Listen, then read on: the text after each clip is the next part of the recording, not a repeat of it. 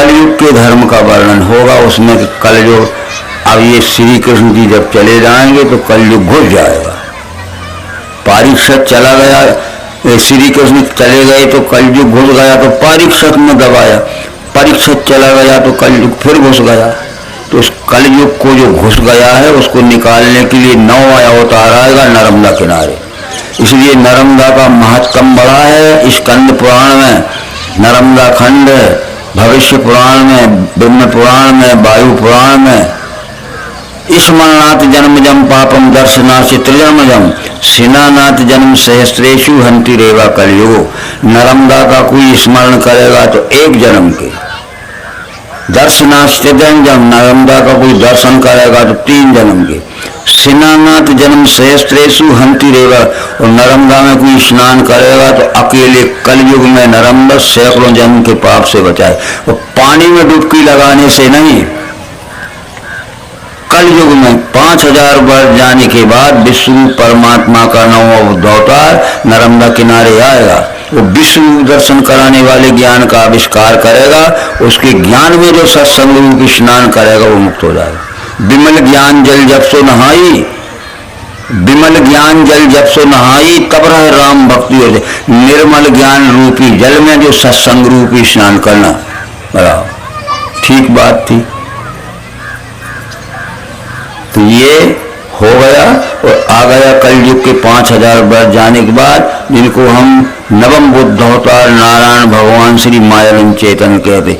उनका नाम मायानंद चेतन इसलिए रखा है कि जिस माया को तुम डरते हो और जिस माया को छोड़ के तुम जंगल में भाग जाते, नहीं, ये जीव आत्मा की माया ये माता है। तो माता को छोड़ के तुम भगोगे कि माता की सेवा करो? वो ये भारत माता को तो लूट रहे हो और उसी की बात कर रहे हैं। तो उसी को हम पहचानते नहीं है, उसके साथ दुर्व्यवहार कर रहे हैं। उसकी सेवा करो बस। माया को छोड़ना नहीं है। माया हमारी माता है। आदि शक्ति जी जब उपजाया 100 अवतारे मोरी है माया, ठीक है। इस तरह से मम माया संभव संसारा, मम माया संभव संसारा, जीव चराचर भी। माया छोड़ के भागना मत, पर उसके साथ में दुर्व्यवहार मत करना। तो जिस माया ने हमें पैदा किया है वो हमारी कौन लगती है? कौन लगती है? तो माँ को छोड़ के भागो जब मुक्ति हुए, कि माँ के साथ बेईमानी करो जब मुक्ति हुए। छोड़ के भागने से मुक्ति नहीं, और बेईमानी के माँ की सेवा करो बस। नरम दे टेप करने के लिए कर नहीं पाए, सुना दीजिए, ठीक है। आप लोग भी दोबारा सुन लीजिए जितने नहीं सुना होगा, कुछ कर रहे हो। एक बहुत बड़े महात्मा थे, रहन सहन में, दाढ़ी जटा में, कपड़े पहनने में नीले पीले, मालाएं चंदन लगाने में बड़े महात्मा दिखते हैं। ऐसे बहुत बड़े महात्मा थे। पोशाक के कारण और बालों के कारण, चंदन के कारण हम बड़े महात्मा समझ लेते हैं। तो वो देशाटन करते थे, देश में घूमते थे, और जहाँ रात होती थी तो एक देवालय में कोई मंदिर में ठहरते थे। तो अपने पास में पूजा पाठ का, भगवान का पूरा सामान रखते थे।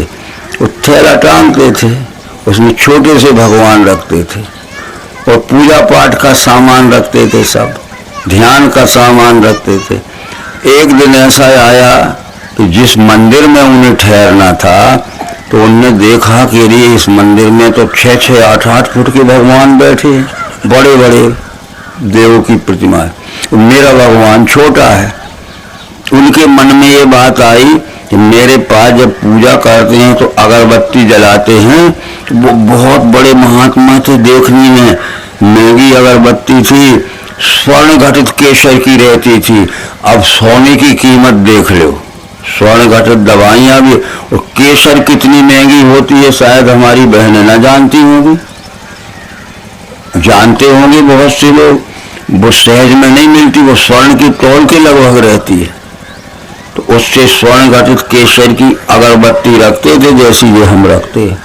उन्होंने सोचा आज तो मुझे यहाँ ठहरना है और मैं अपने भगवान को अगरबत्ती लगाऊंगा तो ये होगा कि ये बड़े बड़े सब बास ले लेंगे, मेरा भगवान रह जाएगा।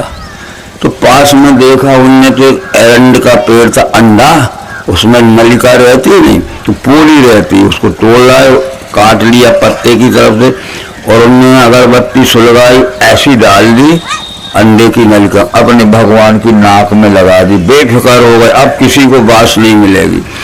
आंख मूंद के कछु भी कह रहे होंगे, ध्यान कर रहे होंगे, क्योंकि कछु कछु तो लोग आंख मूंद के ढोंग को ध्यान करते हैं।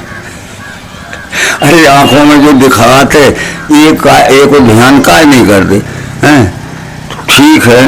और जब उनने आंख खोली तो अगरबत्ती जल गई थी पूरी और धुआं में मुंह काला हो गया था। अब इधर देखा, अरे हमारे भगवान का मुंह काला किसने किया? तो ये कहते महाराज हम तो गए ही नहीं हैं। तो तुमने देखा होगा कोई? हमने इधर आओ, हमारे भगवान का मुंह काला किसने की? ये बोले हम गए ही नहीं है। और तुमने किसी को जाते तो देखा, कौन कर गया मौकन? एक चतुर आ गए तिवारी जी सरीखे, इनसे भी कहा कि आओ, हमारे भगवान का मुंह काला किसने कर दिया? बोले महाराज जी इधर उधर के लोगों को काहे को परेशान कर रहे? आपने अपने भगवान का मुंह खुद काला किया है, क्योंकि आपने अंडे की नलिका में लगा दी, अगरबत्ती लगा दी तो धुआं में मुंह काला हो गया। तो हमारे भगवान का, हमारे धर्म का मुंह काला हम खुद ही कर रहे हैं। वो भगवान की ये प्रतिमा नहीं है, उनका ज्ञान भगवान है। कृष्ण ने जो ज्ञान दिया 100 बार जता के गए कृष्ण, क्या कह गए? अत्यंत गुह्य ज्ञान मैंने तुझे बता दिया, उसको ध्यान में रखना और मेरे जाने के बाद ही मेरे ज्ञान से चलना। ज्ञान से सभी कर्म अर्पण करना, मुझे जो ज्ञान दे रहा हूं मेरे ज्ञान से सब कर्म करना, तू जो भी हो, तो खेती का, बाड़ी का, व्यापार का, मास्टरी का, शिक्षा का, ठीक है। ज्ञान बुद्धि कही मैंने मान तू पार। तो हम उनकी प्रतिमा को तो पूजते और उनके ज्ञान के विपरीत अनेक प्रकार की ठगबाजी करते हैं, ढोंग बताते। तो हम राम को माने और रामायण को माने, पर राम के ज्ञान को ना माने और रामायण में लिखा हुआ ज्ञान राम का ना माने, हो जाओगे भक्त। हम गीता को माने और श्री कृष्ण को माने, पर गीता में लिखा हुआ ज्ञान और श्री कृष्ण ने दिया हुआ ज्ञान ना मान, तो किताब मानने से क्या हुआ? किताब तो हमने इसलिए लिखी है कि चले गए श्री कृष्ण, उनके बाद उन्होंने जो ज्ञान लिखा है वो आज भी हमें ज्ञान से चलना पड़ा। तो ज्ञान से सभी कर्म अर्पण करना, मुझे निराश निरहंकारी अशोक बन के रहो। नहीं है आज कृष्ण जी, नहीं है रामचंद्र जी, नहीं है व्यास जी, पर जो ज्ञान लिखा है उस ज्ञान के अनुसार चलना है बस। तो राम को मान रहे हैं, राम के ज्ञान के विपरीत चल रहे हैं। कृष्ण जी को मान रहे हैं, कृष्ण के ज्ञान के विपरीत चल रहे हैं। बताओ, अब बहुत सी बातें हैं, आप समझो। क्या विवाह छूटा? क्या बोला छूटा? मांस खाते हैं, मदरा खाते हैं। वे कहते हैं जो चैत्र के उसमें कुंवार के महीने में 9 दुर्गा होती है नहीं, 10 बस इन 10 दिन तक हम न खाएंगे मुर्गी बकरी, ये 10 ही दिन तक। और जो 10 दिन पूरे हुए तो मुर्गा खरीदने चले गए, बकरा खरीदने चले गए, शराब की बोतल ले आए।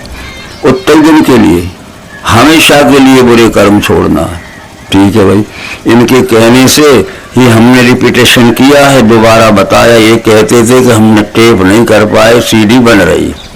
ठीक, अब आपको हमको ध्यान रखना है कि कृष्ण ने जो ज्ञान दिया है, क्या ज्ञान दिया था? ईश्वर सब भूतों के हिये में पार्थ है बसा।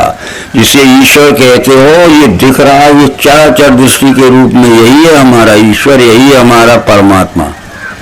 उसको पहचानो और उसको पहचान कर इसके साथ में प्रेम का सच्चाई से स्वकर्म द्वारा सेवा में व्यवहार करो। उसको पहचानने के बाद अपने अपने स्वकर्म द्वारा सच्चाई के साथ निष्काम भाव से सेवा करो।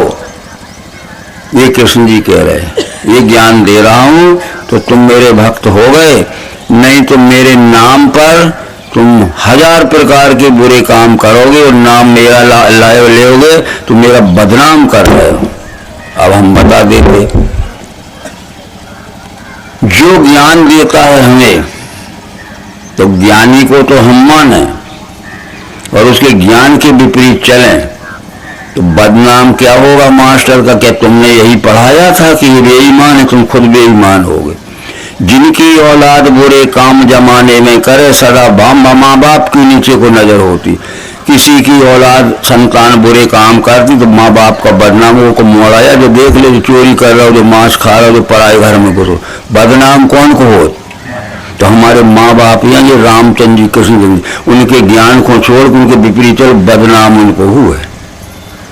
जो रोज रोज रामायण पढ़ते, रोज रोज गीता पढ़ते, रोज रोज जाप करते, देख लो घर में घुसे थे बेटा जा रहे, अरे जी राम भक्त जा रहे, तो नाम तो मेरो ले लो।